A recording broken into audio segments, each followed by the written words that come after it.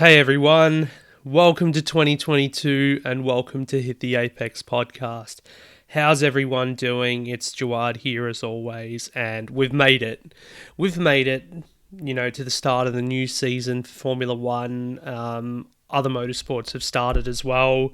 If you couldn't survive the winter or summer wherever you're in whatever part of the world without your motorsport fix, but at last it's here and it's quite exciting, I've got to say.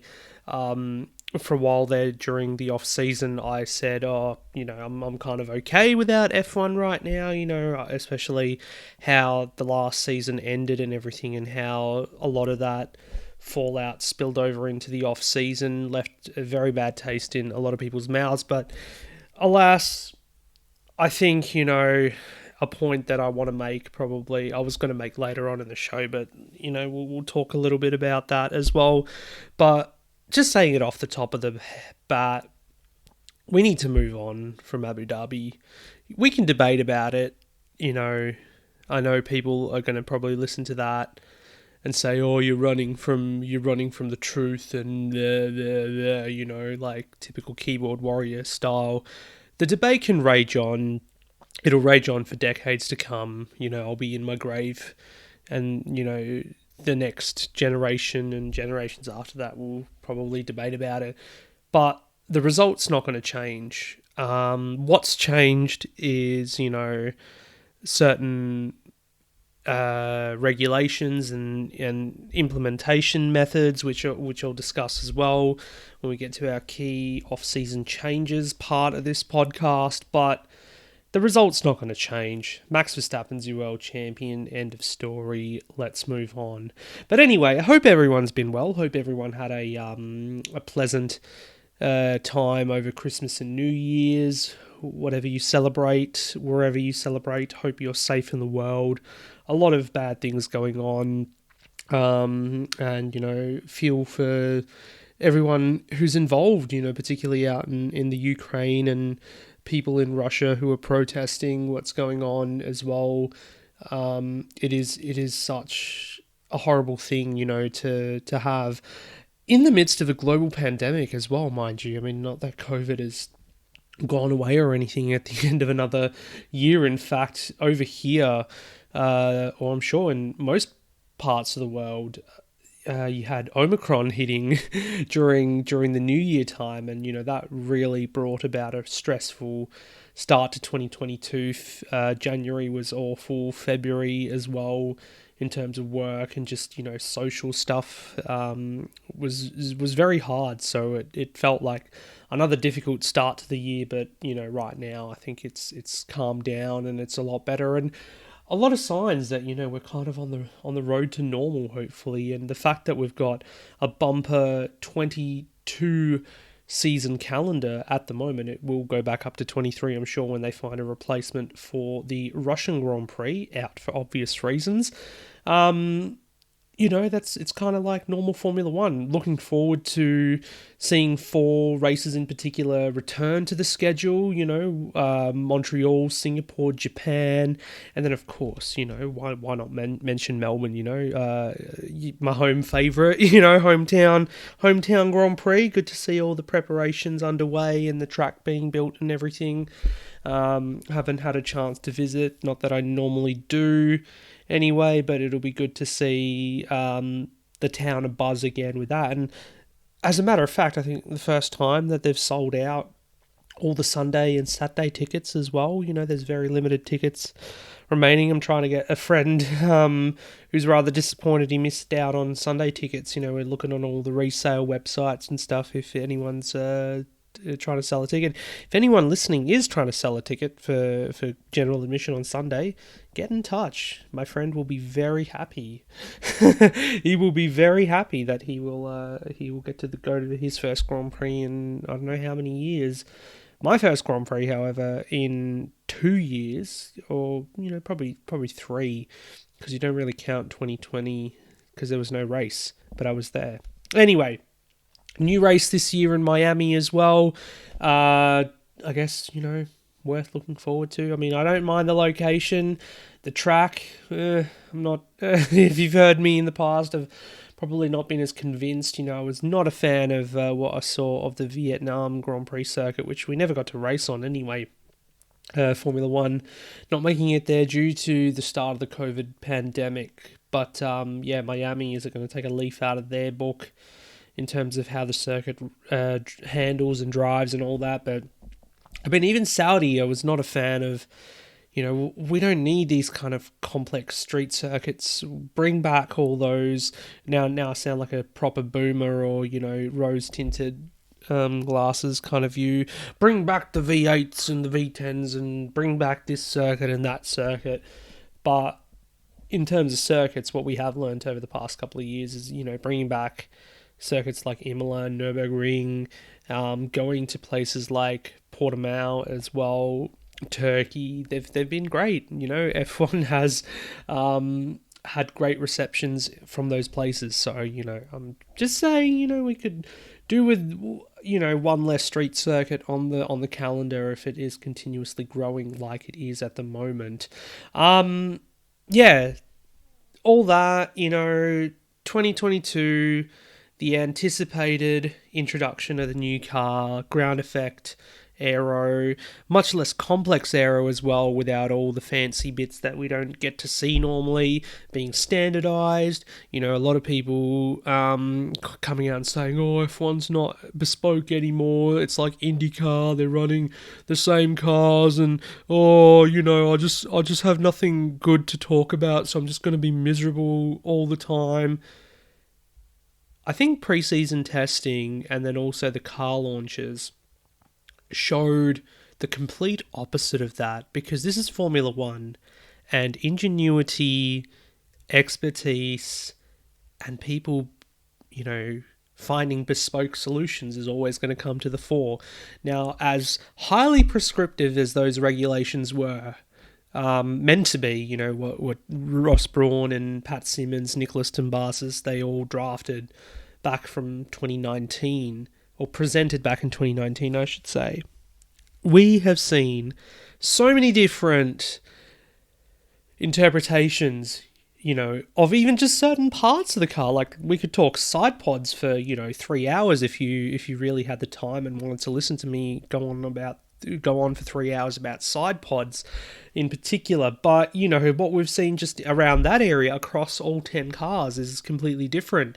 The way, certain cars have done their rear end as well, like it's not as straightforward as the old Coke bottle style that they had with the previous cars, tightly packaged at the rear diffuser, front wing elements as well, different kind of steepness and this and that, If you're one of those people who are like, F1's going to be ruined because they're all just running spec cars, mate, I don't know what to say, but take a look at, surely you can look at a picture and be able to tell the difference between all the cars. You can say, yep, that's definitely an Aston Martin because they've got all those fancy, intake thingos on their side pods. That's a Ferrari because it's got, Eau Rouge and Radeon on the side of its side pods or whatever.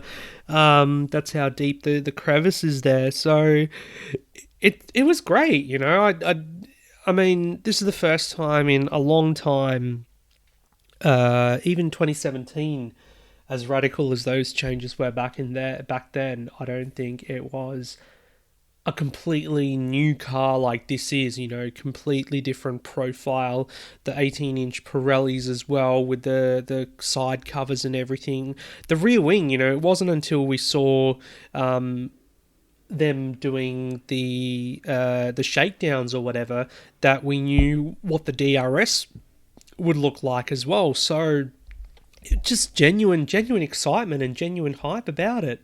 And not only that, we don't even know what a competitive order is at the moment from the 6 days we've had of testing, or like 3 days from an official test, because Barcelona apparently didn't exist as a official test in Formula One's eyes.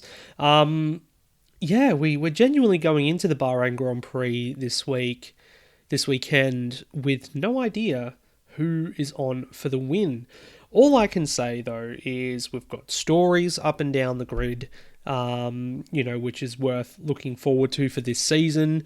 Starting at the top, you can say, yeah, Lewis Hamilton, he's out for redemption for the end of last year. There was, talk and conjecture and all this other rubbish on about, whether he would quit because of what happened in Abu Dhabi, but dude wants an 8 world championship. He's not going to just leave because of this or whatever. He was going to take time off, gather his thoughts, come back. Let's do this again. He's got new teammate George Russell next to him. Of course, George being the future of that team. What can he learn this year? You got their rivals in Red Bull, Max Verstappen carrying the number one on his car for the first time in his career, but first time we've seen the number one on any car in Formula One since 2014, and that was Sebastian Vettel for Red Bull as well. So can they keep that on that car? Can Sergio Perez keep himself in his car, in the Red Bull as well? Ferrari and McLaren, their tales of coming back from their respective declines and whatnot. Ferrari reached its nadir in 2019. McLaren have been in a state of flux since, going back, I don't know how long now, since when they did the split with Honda in 2017, and then 2018 getting a real reality check when they switched to Renault engines. When you look at the drivers as well, Leclerc and Sainz, they're safe, you got to say. Daniel Ricciardo, probably the big question mark around him, as Lando Norris signed a new deal in the off-season to keep him at the team, one of the long-term deals that we're seeing, for these young drivers. I mean, it happened to Leclerc, I think, last year, or the year before, where Ferrari signed him up for a huge multi-year deal. We saw it for Verstappen a month ago as well, getting a deal, or the longest deal in F1 history, up until the end of 2026 as well, when valued at some ridiculous amount as well. So we're seeing teams, these big teams, big names, investing in these young talents. Verstappen, I guess, proven as a world champion, Leclerc, race winner, Lando, multiple podium winner, and possibly could be a race winner this year, as is Carlos Sainz. George Russell too, Esteban Ocon on a good deal as well there at Alpine. So it's important, to get these guys while they can, and just continue to nurture them. Whereas more of the established order in Ricciardo, who could be beyond their best, that might have to struggle to find a place on the grid. Sebastian Vettel as well, needs a good year there, or Aston Martin in general need a good year this year. So there's plenty of stories up and down the grid. Poor Danny Rick, though, hasn't done any of the Bahrain preseason test because he was unwell. Later to be confirmed as having COVID as well, so he's in isolation now for 7 days, which should end on the Friday of the first free practice session. So nothing has been said about whether McLaren has put anyone on standby, though we have heard that Alpine are willing to lend them Oscar Piastri, the reserve driver, the Melbournian Formula 2 champion from last year, could possibly even make his debut there in Bahrain for McLaren. So wouldn't that be something if we saw Oscar jump in the car there? Haas, it's been a bit of a terrible preseason for Haas. At least, their track running has been decent, but poor Haas, having to suffer from the fallout of, the Russian invasion of Ukraine. It's meant that their title partner in Uralkali, owned by their driver Nikita Mazepin's father, Dmitry, who, sits like in the Putin's, what do you call it, like chamber of secrets. Sits on the same table as Putin, and one of those bigwig advisors or whatever. So it's good of Formula One and for Haas to want to distance themselves from that as much as possible. The less we have to say about this guy, the better. I'm just glad that he's no longer involved in Formula One, his father and son together. So good to see them bring back Kevin Magnussen, who would have been racing sports cars this year in IMSA and also going to Le Mans with Peugeot, but it's good that they've given him a multi-year deal as well. So not that I would have, it would have been not that I would have picked and bring someone like Magnussen back, and given the fact that Grosjean, his former teammate, has got one of the plumbest. Or one of the most plumb drives, you could say. I don't know if plumbest is a word. One of the most plumb drives in IndyCar at the moment for Andretti Autosport, driving the DHL car. I think, Grosjean will enjoy that more than, possibly bringing up the rear of the field. So, plenty of stories there. Valtteri Bottas, of course, now at Alfa Romeo. New teammate Guan Yu Zhou making his debut in Formula 1, who was not the Formula 2 champion. So that's, we'll see how he goes there. But the situation of the team, I guess, kind of depended upon his funding and everything as well. And seeing Alex Albon return as well will be exciting there at Williams. So, as I said, plenty of stories up and down the grid. We need to move on from Abu Dhabi. Let's have a look at the key off-season changes. And I guess we can start from the top. And that is the FIA, of course. So we did have the election occur, I think, just after the Abu Dhabi Grand Prix, because we knew John Todd would not be able to go for another term. And the new FIA president is ex-rally driver Mohammed Ben Sulayem. So they've taken their time, which has upset a lot of people, to announce that they were going to be looking into or having an inquiry into what happened in Abu Dhabi.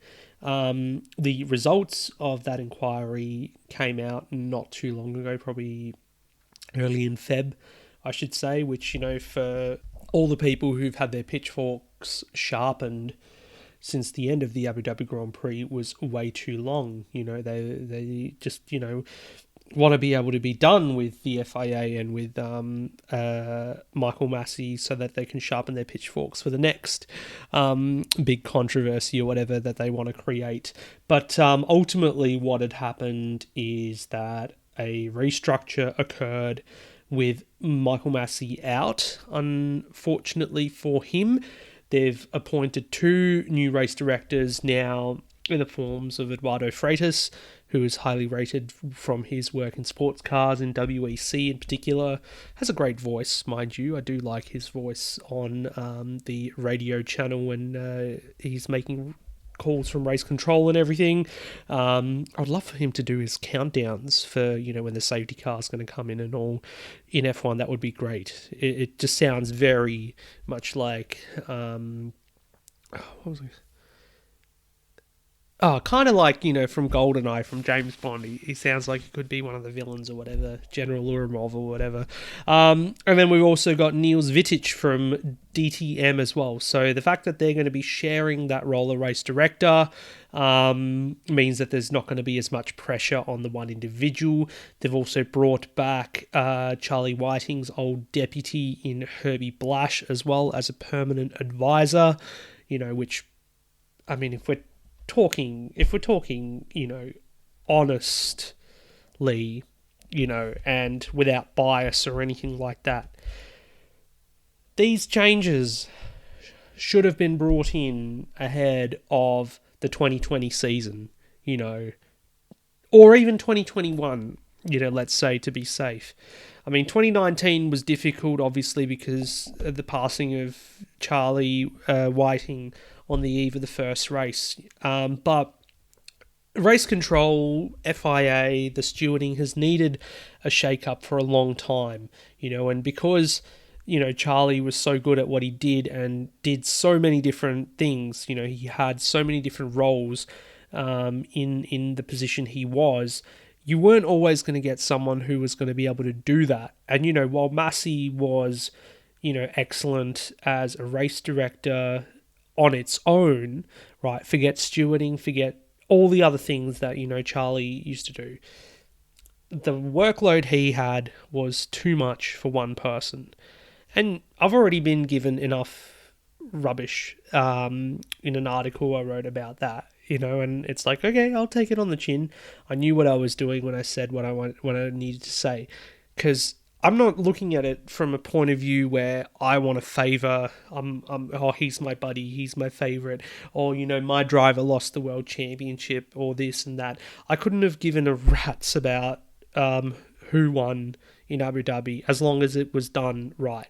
The fact that, mistakes were made, the interpretation of the ruling and all that sort of thing, such a grey area, meant that we needed to change. And for me, change was not necessarily by sacking one individual. It was about changing the whole system so that this doesn't happen again. Because if it happens again, or something as bad as this happens again in the future, are we going to go on a witch hunt like we did with Massi in particular for Freitas and for Vitic? Will, we start criticising the new virtual race control like we see in other sports where they've got video referee technology, in your football codes, in rugby, cricket, tennis, or whatever. There's always going to be contentious calls in umpiring, but it's just human nature as a sports fan, or, supposed expert, content creator, whatever you want to be, to just go after them, acting like you will probably make a better decision. I mean, I'll admit that, under pressure sometimes, I can make mistakes.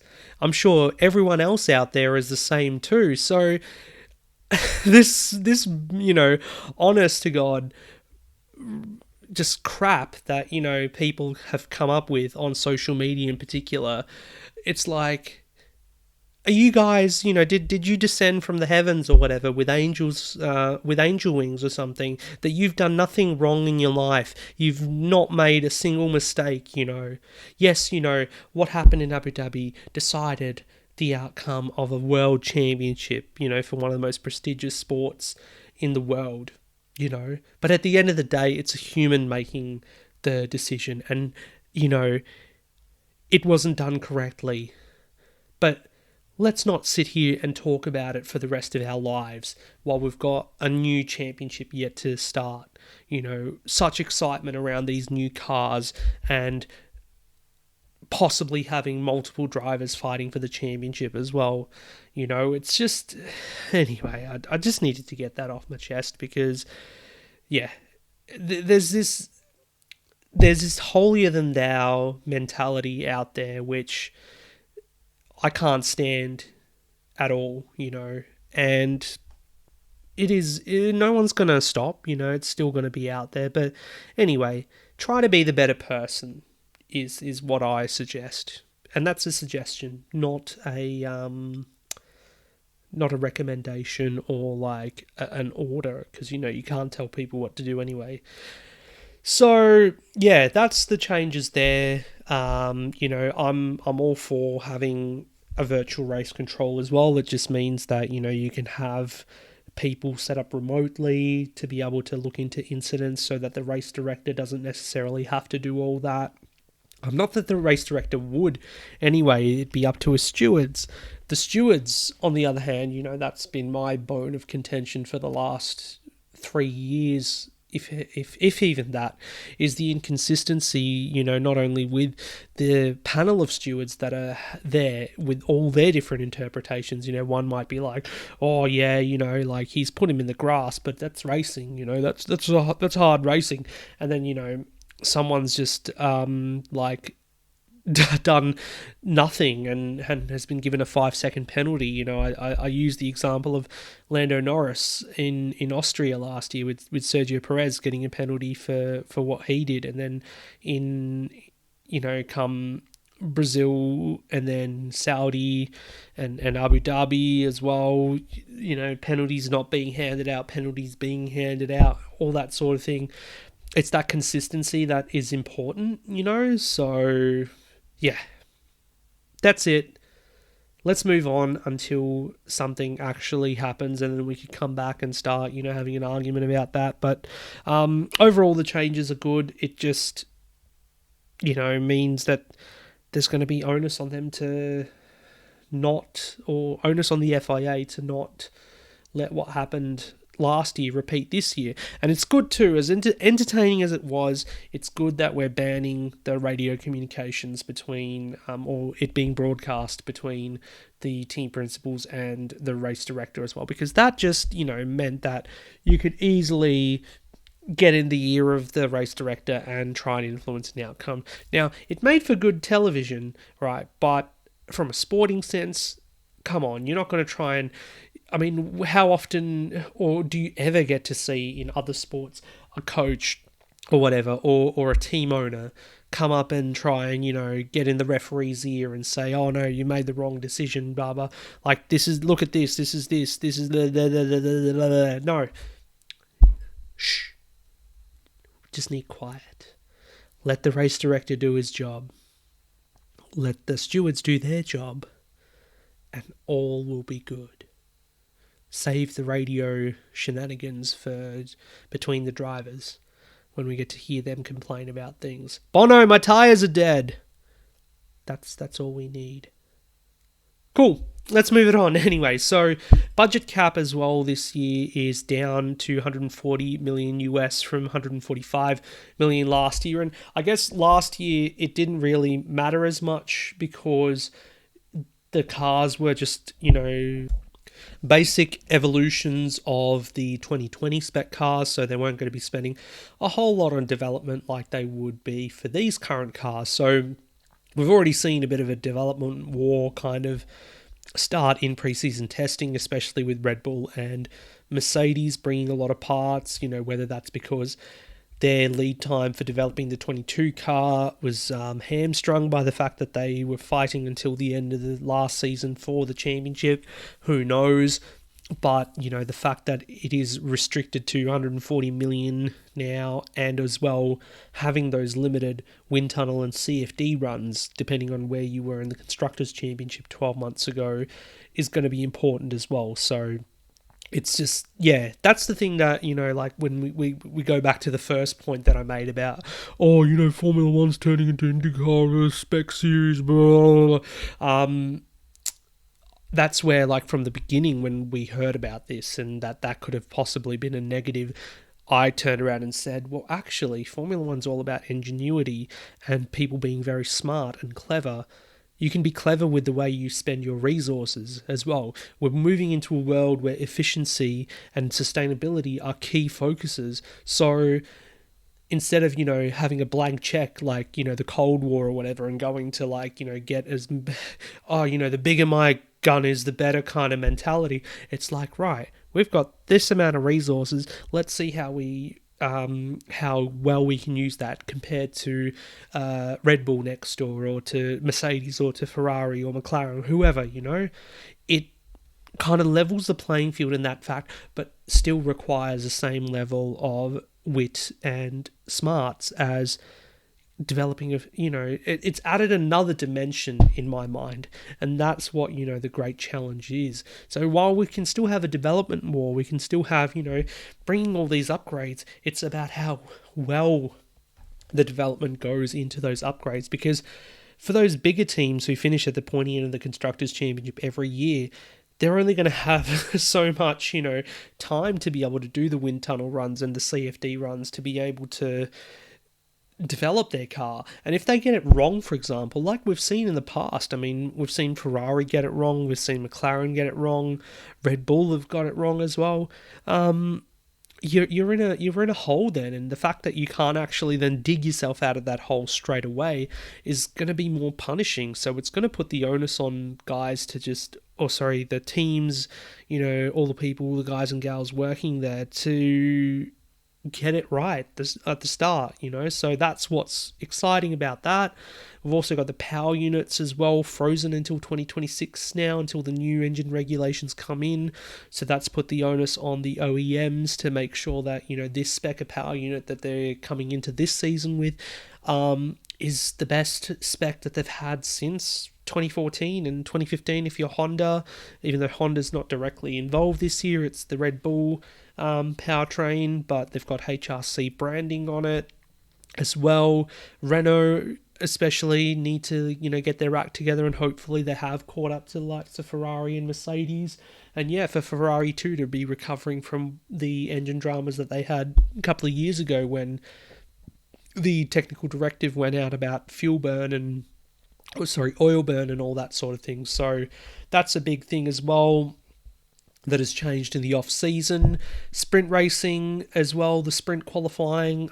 I will detail the specifics ahead of the Emilia Romagna race as well, because that's the first race we'll see the sprint, but it's only going to feature at 3 races this year, Imola, Austria and Brazil. So we're not going to have the 10 or something, or 5, I don't know what number they were talking about at the end of last year, to be honest. So it's only going to feature at 3 Grand Prix this year, which I'm sure some people will be happy about. I like how I've, just in bold writing made a point of doing a whole point about Otmar, because, Otmar is cool. We love Otmar. Otmar Safnauer, that is, I'm talking about. He is out from Aston Martin. He is now in at Alpine as the team principal. Unfortunate, but, if anyone really paid attention last year, or even just the last couple of years, it was apparent that he and Lawrence Stroll did not get on. And for what reason, I do not know, given the fact that Otmar has, basically run that team for so long, even going back to Force India days when Vijay Mallya couldn't be bothered doing anything, apart from showing up to a racetrack whenever he could, and then when he was under house arrest, it was basically all under Otmar's reign. So, he's done such a great job. He's such a great leader. Lawrence Stroll, I will say it time and time again, I think he's way over his head. And, they're going to have to get their act together this year, Aston Martin. I know that it's a 3-year plan and 5-year plan and, this strategy and that strategy or whatever, but if they don't improve upon what we saw last year, then seriously, you've got to question their commitment. You've got to question his leadership. I mean, he's made good moves in terms of hiring or bringing back to F1 Martin Whitmarsh, the former McLaren team principal. They've appointed Mike Crack, try saying that without laughing, I dare you, as team principal now, so effectively taking over Otmar's role in the team. He comes from BMW. He's worked with Sebastian Vettel before. Basically, Lawrence Stroll trying to do what McLaren did with Andreas Seidel, bringing him in from sports car world, bringing Mike Crack in from similar sort of thing to try and change the team's fortunes. But they can make as many changes as they like. When it comes to what the stopwatch says, there's no arguing, and that's at the end of the day going to be the big litmus test for Aston Martin, is how quick they are, how they finish their races, and where they finish in the championship. Not everyone can finish in 3rd or 4th or whatever, but they've got to stake a claim. They can't be as far back as they were last year. So that's going to be a big thing for them. Alpine, I feel like, have better chance of making strides forward. They had such a good year last year with their win. They had a podium for Fernando Alonso. They've brought in BWT as well as their title sponsor. I still don't know how I feel about, as much as I love the pink car. It's like, is that an Alpine or is that a Racing Point, from a couple of years ago? It just looks the same when they've got that all pink livery, but I do like the blue livery with the bit of pink incorporated into it. So we'll see how they go this year too. As I said earlier, Ocon signed a new long-term deal with the team last year, so he is very much going to be the future of the team. But Alonso, how long is he going to stick around too, especially when you've got someone like Piastri waiting in the wings, and it'll be a good year for Oscar to kind of shadow what they're doing. And who knows, if one of them can catch COVID, Oscar might get a chance to do a race. Not saying that it's going to happen, but, stranger things have happened. But yeah, for Alpine as well, it's going to be quite important because, since Renault returned to the sport in 2016, their best finish in F1 has been 4th. And then after that, they've kind of just regressed. Let's say, like, they got their star driver in Daniel Ricciardo. They had supposedly one of the best lineups on the grid, or highly rated lineups on the grid when Ricciardo and Hulkenberg were together in 2019, but it didn't yield the success that they wanted. And now, under Alpine and Laurent Rossi, they've got this new 5-year plan or strategy, whatever corporate spiel that they've made about, when they expect to be competitive or whatever. We need to see a positive step forward from them this year. Otherwise, then you've got to question what's going on there as well. And as I said, power units locked in till 2026 as well. So Renault there and Viry, Chatillon would have had to made some serious progress over the off-season too to be able to bridge the gap to the top teams. Haas I've already covered earlier, so good to see K-Mag back. The other part needs no more air. I'm glad we're done with the egghead. Moving on. Hopefully Mick has a good season. Mick Schumacher in his sophomore year. And also the Q2 tyre rule as well. I thought that was important to point out. No more starting the race on the tyre that you set your fastest lap in Q2 on if you were in Q3. So basically you get free choice of starting tyre because we're going to have some good racing. We're going to have some probably not clean. We're going to have some wheel-to-wheel racing like we saw in pre-season testing. It might not have been racing per se, but we saw cars be able to follow each other a lot closer than we did last year. And particularly in Bahrain, there was a clip of an Alpine and an Aston Martin or somebody that, they not only followed them down the straight, but also then going into the first sequence of corners were so closer than they would have been, with the previous era of cars. So that was encouraging to see. And the drivers' feedback themselves have said that, it has been so much better. So that is already one thing to look forward to, that we will get some close racing. But otherwise, in preseason testing, what stole the headline was porpoising. Who would have thought we would talk about some kind of amphibious creature or refer back to what Andretti said back when last time we had the ground effect cars. Porpoising, what is it? I'm sure you know the explanation.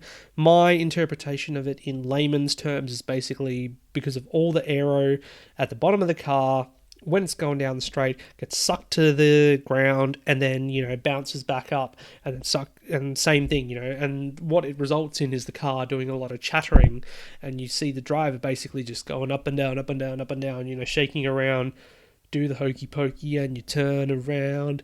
That's what it's all about. No, they don't do the hokey pokey. It looks very uncomfortable. I would hate to be in that position. Especially, if you got fillings or anything like that, that'll rattle them straight out of your teeth. Or your gums, I should say. I don't know. I don't have fillings, so I can't tell you the specifics. Anyway, it's not going to be a quick fix. McLaren, for some reason, have a car concept that doesn't result in porpoising, but everyone else is going to have to try and get on top of it. We saw Alfa Romeo in Barcelona testing in particular actually damage the floor to their car and then had to miss some time on track because of it. Ferrari, it looks pretty funny or spectacular when they're bouncing up and down like that. Got some weird suspension going on. But apart from that, Mercedes kind of stole the show with their radical slim side pod design that they brought to Bahrain with their upgrade package. So, that could possibly see a protest from their rivals in the first race. When I say rivals, it's going to be Red Bull, and we've already had some controversy around that with Christian Horner apparently having been misquoted or something, or he said something off the record that went on the record and stuff like that. So that Horner and Toto are going to be up to their old shenanigans again this season. So that's going to be hilarious to see how that pans out. But Not that it gave Mercedes any kind of edge, I'm sure they're just trying to learn from whether it is better than the side pods that they debuted the W13 with in the launch spec and in the Barcelona spec or whatever. They came away from testing with Lewis Hamilton pretty much saying that in the state that they are at the moment, they're not going to be able to win races. Whereas Red Bull and Ferrari could be arguable winners of testing, if that's ever such a thing. But Mercedes, we know how good they are at sandbagging. They've done it in the past. 2019 was probably peak sandbagging for me, where, pre-season they looked so off the pace and everything, and then first race they come out, Bottas wins the race, Hamilton second, and then 30 seconds behind is Max Verstappen or whatever. So, but if it is, then this could be a very intriguing start to the season, because it means that they're going to have to develop themselves out of that, like they did last year very much when Red Bull had the upper hand in the first part of the season, and get themselves back in contention. McLaren, we've seen, have had problems with their brakes through the second test. They looked very much on the money in Barcelona compared to the rest, but then now they've had these overheating brake issues that they've still got to find a solution for. But otherwise, apart from that, I reckon they'll probably be up there or thereabouts too. I really want them to be, this year. And then the midfield looks so compact as well. The spread is not as far as it was. So much so that the likes of Alfa Romeo, Williams and Haas could easily be in and amongst them at times this season. So that'll be good for those individuals as well. And overall, just so hard to gauge a competitive order until we hit qualifying on Saturday there at the Bahrain Grand Prix. And it's not that far away. By the time this episode goes out, it'll only be a couple of days away.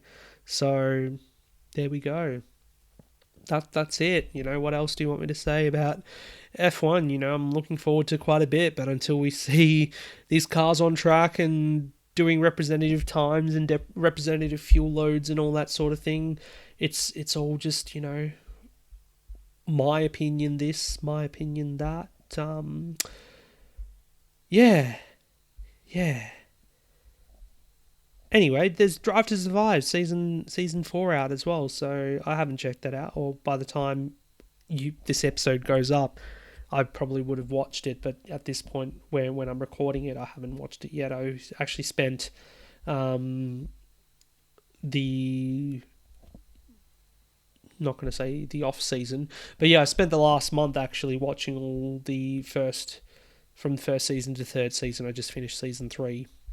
And just the usual criticisms and things that I like, things that I dislike. I'm sure season 4 will be the same, but it's always going to attract its critics and whatnot. So I do not like the manufactured rivalries and whatnot. I mean, at what point do you think that Lando Norris and Carlos Sainz hated each other or whatever, in 2020? I don't think that's the case. But anyway, they just got to do it for television and all that sort of thing. Hopefully, season 5 they can make some changes or whatever, like people are requesting and demanding, and as they do, with the power of Twitter and all. But yeah, we'll see how it goes. Anyway, let's move it on.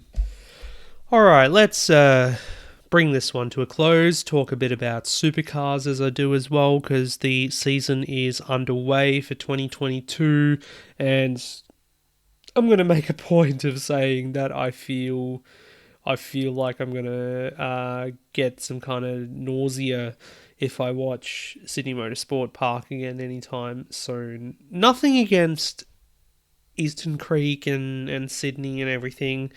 Ironically enough, I was there visiting family. Me and my partner were visiting my family a couple of weeks ago, and we left, I think, 2 days before, 3 days before the race weekend there for supercars. I had to be back here for a gig on the Friday. Otherwise, I could have very much stayed and gotten soaked at SMP, but instead I got soaked elsewhere.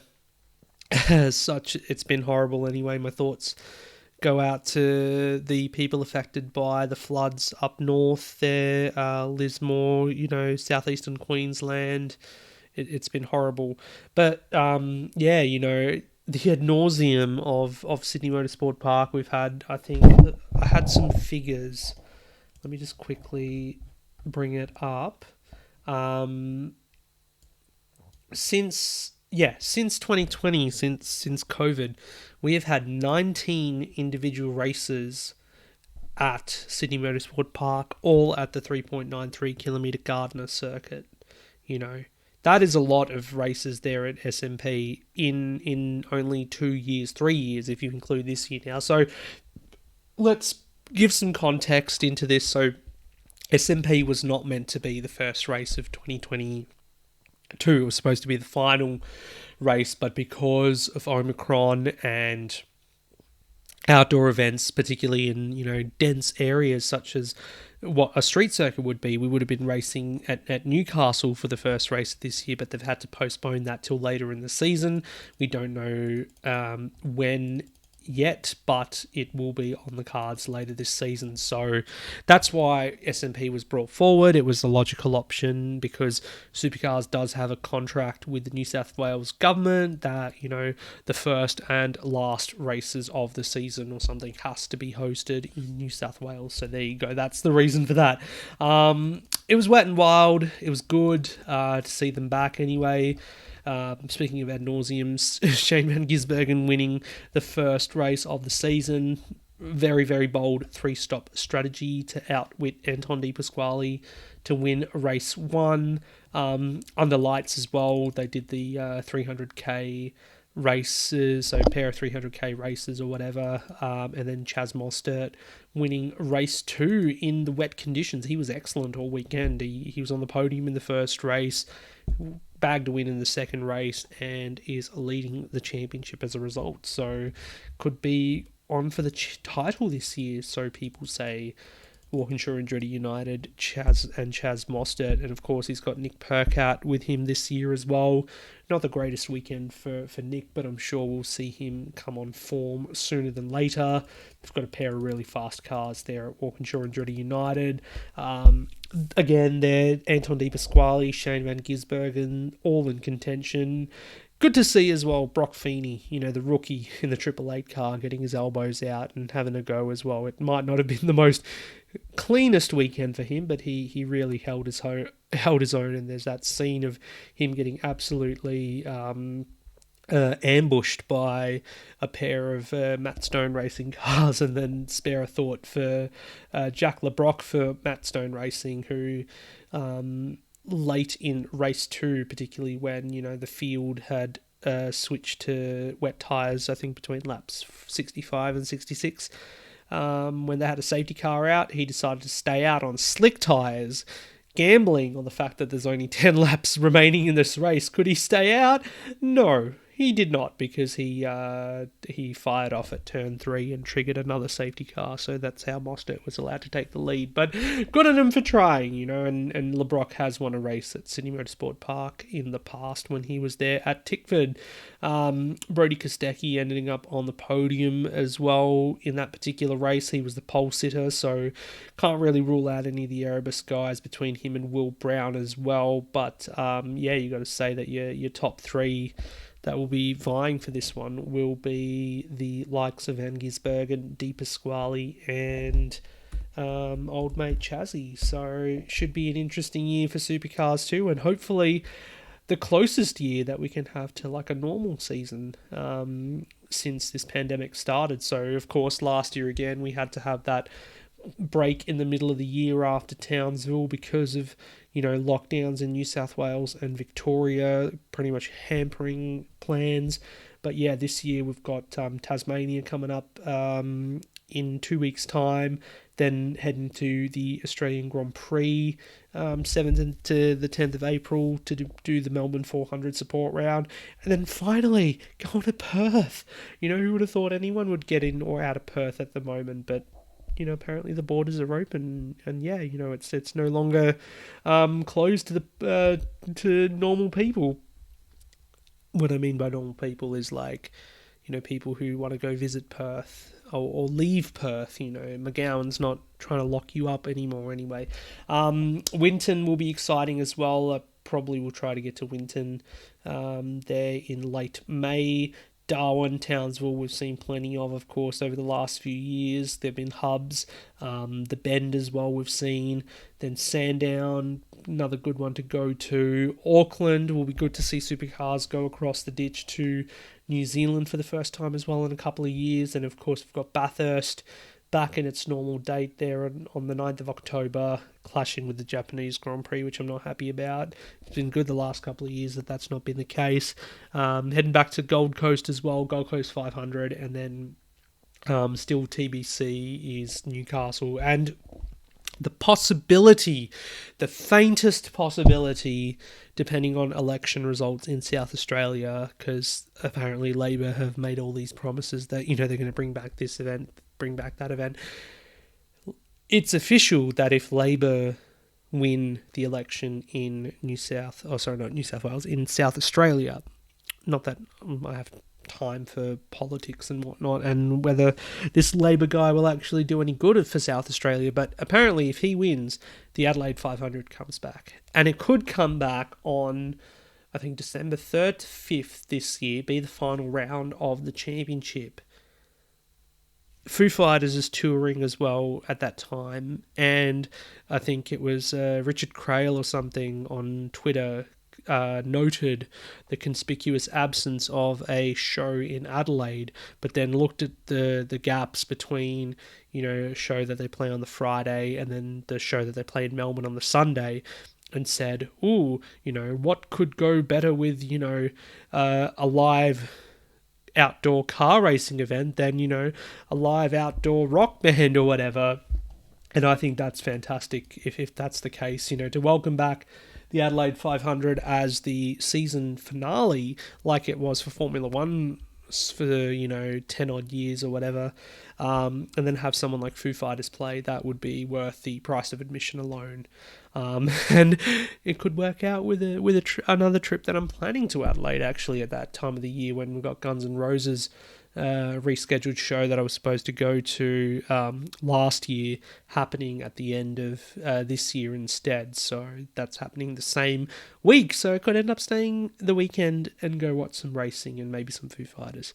Anyway, I hope whatever you guys are planning for this year, whether you want to go abroad or see your home Grand Prix or whatever form of racing or live music, I hope you can this year. It's one to look forward to. We've all been through the ringer with the pandemic the last 2 years, not being able to see loved ones and family and do the social things that we, took for granted for so long. And, now we've got the ability to do that again. May this year be that good, fun year that it's going to be.